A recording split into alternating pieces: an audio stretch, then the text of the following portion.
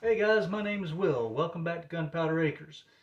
If any of y'all have watched my videos, you know that I like to collect unusual firearms and try to make them shoot again.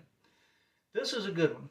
This is a Greener Martini 14 gauge shotgun made for the Egyptian police somewhere in 1920s or slightly before. In order to keep them from being stolen and used in crimes, they came up with two different ideas for it. First, it's not a 12 gauge, it's a 14 gauge, but it's got a 12 gauge size head, which gives you basically a necked down cartridge. But then, just in case somebody did try to steal it and had that oddball or try to use something else in it, this is crudely drawn on there. They cut a groove around the primer. And the only way that it would fire is with the three-pronged firing pin that it had. You see the two outside ones would go into the groove so that the center firing pin could actually reach the primer.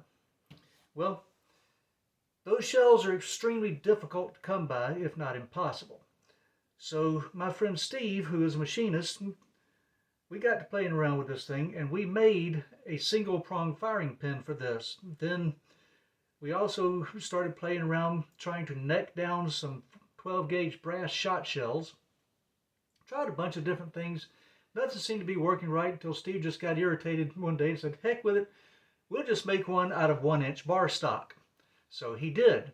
And this is a 14 gauge Martini shot shell, which I've loaded with an ounce and an eighth of shot to the equivalent of a 16 gauge. We'll go down and try this thing out and see how it works.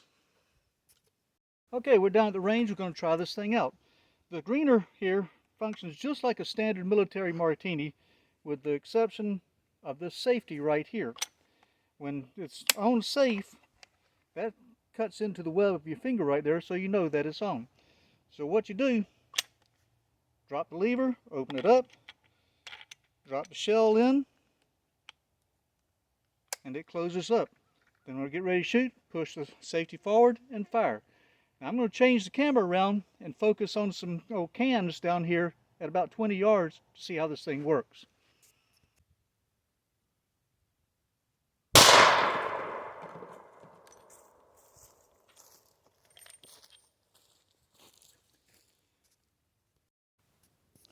Well, it works. Number 4 shot seems to knock some pretty decent sized holes in these cans at 60 feet. So go back up, take another look at the shell. Alright, this Martini shell did quite a number on the soup cans right there. This is the shell. You see, quite thick on the rims right there. Like I said, this is machined out of solid bar stock.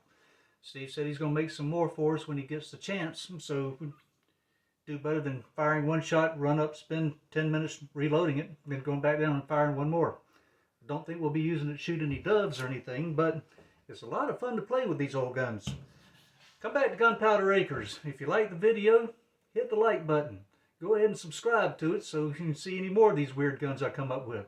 Come on back to Gunpowder Acres.